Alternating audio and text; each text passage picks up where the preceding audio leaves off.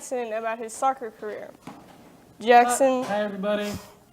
My first question for you is, how did your soccer career get started? How old were you? Okay, so there's a couple stages here. Way back in the day. And this is during a period that we like to call herd ball in the soccer community. It's like where they're children who don't really know where they are or that they exist, and they just throw in a ball, and then a bunch of little kids just run around and like, ah! And they just scream, and the parents are like, oh, we love you, Jimmy. You try so hard. And you don't even know what sports are. I started then, and I was on the Shooting Stars, as I previously mentioned. I was absolutely adorable. And that's how I kind of got started. And I just kind of played for years and years and years and years afterwards. But when I'd say I actually started playing soccer, because obviously during the ages of herd ball, it was just there's a ball there, run into each other. I'd say I actually started when I joined a team called Arsenal. And I was on the B team at first because I actually, way back in the day, was pretty horrible at soccer. Because I was one of the youngest kids. Did you like it though? I you really enjoyed it? I liked it. Mm-hmm. I was really bad. All the other kids could knock me over. And so they would do it just all the time because I was a tiny little run-a-litter. And so kids would just throw me around all the time. But I learned that you have to get up from that. So yeah. That's true. You're on the varsity team for our high school, right? No? Yes, I am. What do you like most about being a part of the varsity team? Well, we go to a tournament in St. Louis that I like a lot. We always eat at Fazoli's, and that sounds like, yay, you're so pumped and into Fazoli's. But I always enjoy it every year. We have a lot of fun. This year, actually, we played on our DSs on the bus. It was, for everybody at home and in the audience, that was one of the most fun things I've ever done. I had a horrible headache because I just played Mario Kart for 3 hours in a row on a bus, or 5 hours in a row. And it was just insane, and I enjoyed it so much. Sounds cool. What made you first get interested in soccer? Well, as previously mentioned, some of that interest was hey, Jimmy, go chase after the ball. But I guess I also just enjoy it. It's pretty accessible. That's why they start babies with that sport, because they aren't going to be playing football, but they can, run around in circles and kick a ball. So I guess maybe that. I've been doing it for as long as I can remember. So it's not...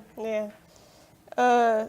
Do you have a favorite soccer brand that you like to use when you're playing soccer? I'm a big Nike guy. I don't know if anybody will be familiar with this who doesn't play soccer, but they have these shoes, and I think football started doing this too, where it's a little sock all the way up here, and I really like those, and I've worn that brand for years and years beforehand, because it's nice for your feet, and they make it big and malleable, and it's not always as light as the cleats that Adidas makes, but I usually think they're better, and they make better balls too, so I'm more into Nike. Nice. Same, actually. Do you have a favorite, soccer team? Yes. I will say my favorite soccer team is Manchester United. And a lot of people, that sounds a little conceited, living here. Because, for those, once again, in the audience and at home who won't understand, rooting for Manchester is kind of like rooting for the Yankees. They have all the money in the world. Unless you live in New York, you don't really have a reason to cheer for them. They're usually, one of the best funded teams. But after I was on that team, Arsenal, back in the day, that was the B team, eventually I made it up to Manchester, and that was the name of my soccer team for years and years and years. That's where I played with a lot of my friends, and I just kind of learned the game. So I bought some of their jerseys and was really into them, and that's how it got. They were a pretty cool there. logo too, I have to admit. They had the little devil guy with the three-pointed spear. I didn't get what that was for years, but... Yeah. Do you have a favorite soccer move that you like? Personally, it's called the scissors. At some point, I suppose I could give you a demonstration of that. It's just, once again, this is technicalities that I don't think that anybody will really care about, but I do. So it's a good move for you're already going. You're moving. You're running, mm-hmm. And it's just a step to the side over the ball, and then you push it with the opposite foot. It has to be executed very quickly, or else it won't work. But. I see. Is it hard? I know there's a lot of different soccer moves. Is it hard to learn these different moves? Okay. Does it take a while? So a big part of little kid soccer for everybody is the you learn like 18 different moves, and the truth is that you really won't use most of them. Like most of it's like a cash cow, babysit your kids kind of thing. Like a lot of the camps, and I went up to a lot of these camps. It's like, you know, you send all the kids there, a coach yells at them and teaches them how to do these moves, but you're not going to remember how to do 18 different things in a game, and you can't like half do one of them. You have to have something that's like instinctive to do. So like there are like 3 moves that I will do regularly, because the ones that you have, they have to be like they have to be like flawless, and people will fall for them, and they're just not that big of a part of the game. Like you're supposed to move the ball around more than you're supposed to just try and take people on. I see. Are you thinking about playing soccer in like college at all? Yes, I am. Actually, I just yesterday went and visited Grinnell College. It was a really fun time. Got to talk with a soccer coach again. He's a great name. His name is Coach Jaworski. And I really would like to play soccer there. Play school is kind of hard to do. Yeah, it's pretty difficult. Are you thinking about maybe being like professional at all? Like playing professionally? This is probably not now. Okay. We're gonna take it over to commercial break now.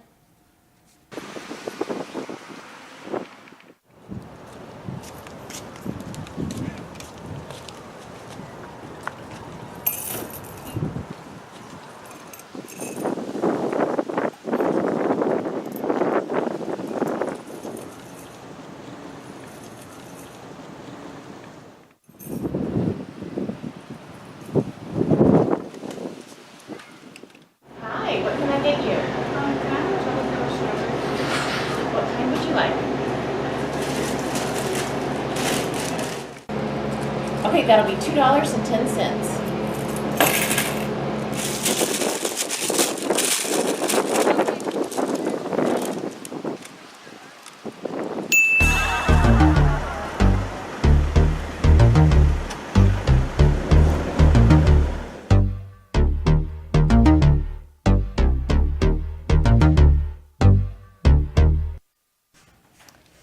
We're back. Going back to that question I asked you about the college. Yes, sorry, I wanted to elaborate on that a little bit. When you're done with playing in college, I think everybody knows this for most sports, the amount of people who play professionally compared to the amount of people who just play is obviously ridiculously tiny. Like, I don't think of that as really a plausible career. I guess there's like statistically a chance that I could do that, but it's hard to really say, oh yeah, when I grow up, I'm going to be professional and get paid money to do it. It's getting better in the United States, but like it used to be, like members of the Wizards used to have to split apartments to live together, like make money off of playing soccer. Wow. So it's kind of hard to do. All right. Did you want to show us some of your different soccer moves you have? I would love to. I would love to do that. Take along with me. I have some soccer balls and a volleyball, just because you can never have too many options. Too many options here. Oh, Katara, would you move that, please? Thank you. Sorry. All right.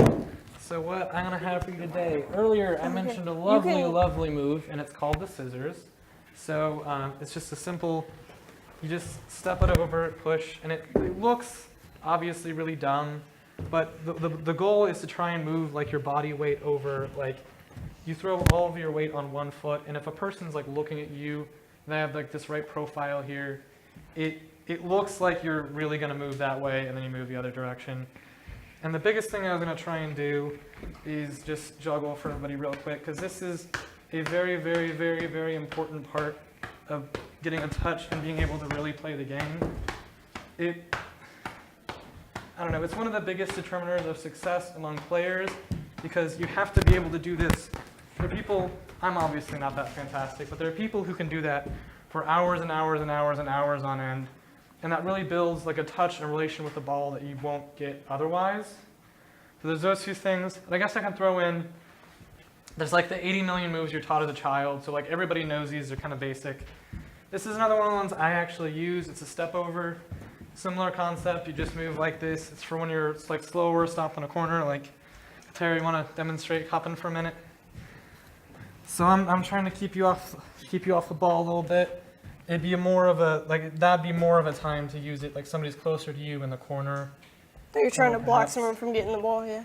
Yeah, that kind of thing. Then there's the Matthews, which a lot of these have different names because English people have named them too. So they'll come up with different stuff. This is just a touch inside, then a touch outside. That's a lot better when you're not wearing a mic. And I could throw in a couple more. Do you feel like that's enough moves, or do you want some more? That's probably enough. Alright. I know they're hard to do. Yeah, hard to do, especially with a mic. Those look really hard to learn, I'm not gonna lie. I'm not even coordinated with my feet at all, so. I don't know. And I think this is one of the big problems when it comes to people actually teaching them. If you do this stuff for long enough, it's like, this is an analogy a coach used. If I'm going to throw this to you right now, get ready because I'm actually going to throw it to you. Throw it back. You're never going to drop that. If we did that like 100 times, you're going to catch it. Maybe eventually you drop it like off of a fluke. But like, if we just keep doing this action over and over again, you're never going to drop it. And that's how it's supposed to be. You have to get that same relationship with your feet. And it sounds stupid, but like if you repeat an action over and over again, it's like walking. Like you eventually, it just is instinctive. So That makes sense. Sounds. How much do you have to practice for soccer? That depends significantly. You can not actually practice that much. I mean, if you won't be that good, obviously. It works like most everything else. If you want to be really good, you have to put a lot of work into it. Yeah, that's very true. But yeah, you can just casually do it. Like it is a game that like you're not going to be fantastic, but you can just go mess around with friends. Like as mentioned, little kids can just run around in a circle and like kick it a little bit. Like it's something you can do whether or not you've tried to do it a lot. Makes sense. What do you feel like the varsity team can improve on for next year, if anything at all? Well, it's always hard for us. I'd say ball movement. And this, once again, this sounds dumb to everybody who doesn't play soccer, but we have a really good team. But it's hard sometimes to really work on, and I'm especially guilty of this, learning to like when to move the ball around, because when you have these 11 people on the field, if you try and make things static, like you always stay on one side of the field, then people are always gonna crowd up on you and bunch up on you. And if you always try and dribble, and once again, I'm the most guilty of this. If you try and dribble too much, people are always gonna know you're gonna dribble, and they'll just steal the ball from you. That's one of the biggest things our team can improve on. How hard is it to balance like school and soccer at the same time when you have that season? It's a lot harder for school soccer season because you go longer practices and they're straight after school, like every day. The poor freshmen and sophomores have to ride a bus over to practice every day, and they usually end up being late, so it's kind of hard on them. But when you get older, you go to your car, you drive, and you go do practice for a long time, and that can kind of cut into your homework time. But the worst is every once in a while we have a game, and it's a little bit later at night, further away. I've gotten back to the house before at like 11 o'clock at night on a school night, Dang. and then that's when I started my homework because you have the time you have. Mm-hmm. Do you miss like a lot of school for soccer, or not really? You don't end up missing that school. You miss some for the St. Louis tournament, obviously, because that's out of town. And then you end up having to miss your 7th hour sometimes, but it's not like, there's not a lot of days where they're like, all right, skip your last 5 classes and head out and go. I know it's like that for golf, so that's why I asked. Because you guys have a lot longer play time. Oh yeah, definitely. Do you play on, have you currently, I guess I'm asking, do you play like on any other teams outside of like the high school? Like do you? Yes. Obviously you can just play high school season. You can still have a lot of fun doing that. But if you want to be like really, really, really good at the game, you have to start before high school starts. You have to play outside of season. I currently am playing on a spring team. Jonathan Hager, another really nice guy who goes to school. He plays on that same team too. If you really want to be committed to the game, you have to play club soccer. You have to play outside, or you're not going to be that great. I think that's all the time we have. Thanks for being on the show. Enjoyed it.